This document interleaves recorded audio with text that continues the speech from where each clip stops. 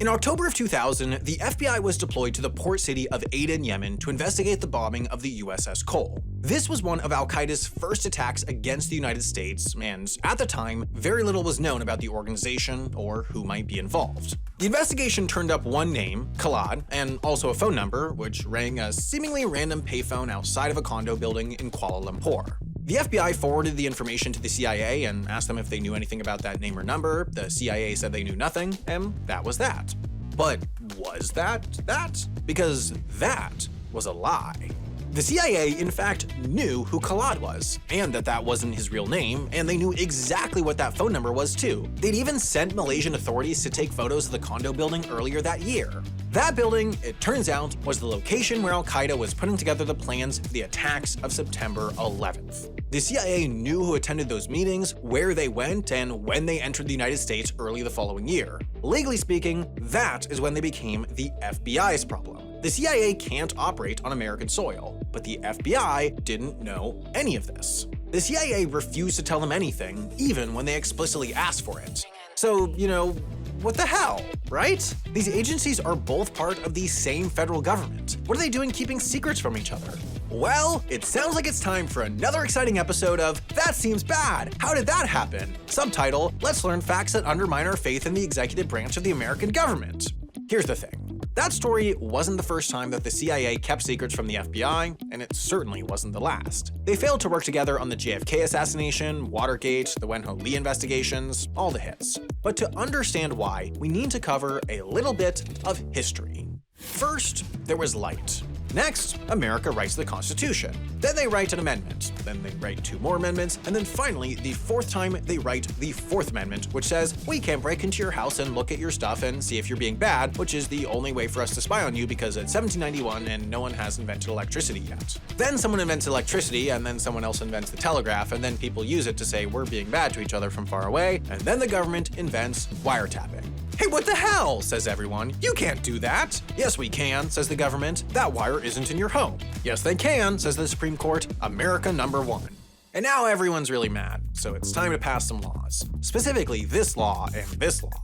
The first law, Title III, defined how the government could collect information on people within the US, the sort of surveillance that's done by the FBI. The second law, FISA, defined how the government could collect information on people outside the US. That's the CIA's jam. So now there are 2 kinds of warrants you can get to spy on someone, a Title III warrant or a FISA warrant. But here's where things get tricky. Both of them have completely different requirements, standards, and levels of secrecy.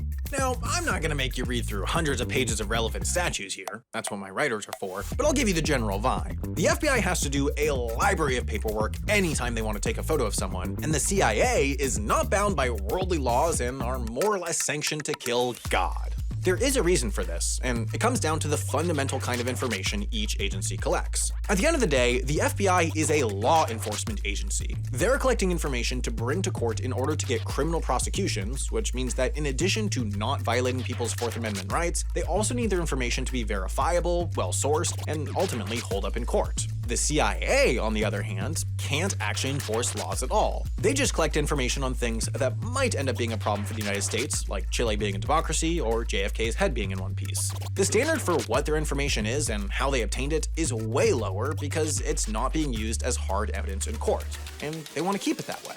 How do we know that? Bam! Declassified Internal Justice Department memo. I didn't read it, but you know who did? Whatever my writer's name is. Here's the deal. Basically, after these 2 laws were passed, the Justice Department started getting real sweaty because they realized that FISA kinda just looked like a way for the government to do illegal wiretapping by saying something was a foreign intelligence investigation when it wasn't, which they were, by the way, definitely doing, so they decided to put up a wall between the CIA and US law enforcement. If the CIA wanted to hand over information to the FBI, they would have to get approval from the Attorney General and follow a whole new set of rules, which they decided to do almost never. So then 9/11 happened, obviously, and everyone got really mad at the CIA, and there were a bunch of hearings, and ultimately they settled on changing exactly one word, which was the. Did that fix the problem? I don't know, maybe. I guess we'll find out the next time they fail to stop us from all getting killed.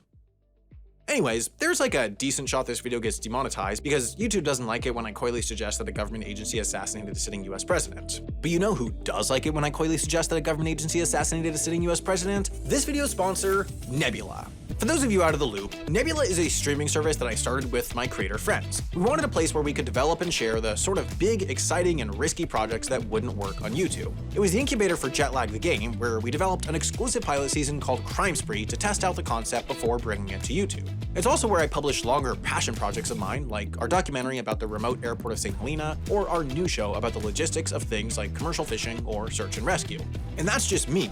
There is an amazing and ever-growing roster of creators who are using Nebula to platform their big projects. It's home to Philosophy Tube's Off West End Play, real-life lore series on modern conflicts, City Beautiful series on the world's greatest cities, and so many more. Signing up for Nebula not only gets you access to this massive library of content, but it's also a great way to support independent creators like myself and all of these other folks scrolling by. All you need to do is go to nebula.tv/HAI, and you'll even get 40% off an annual plan, which brings the monthly cost down to under $3 a month.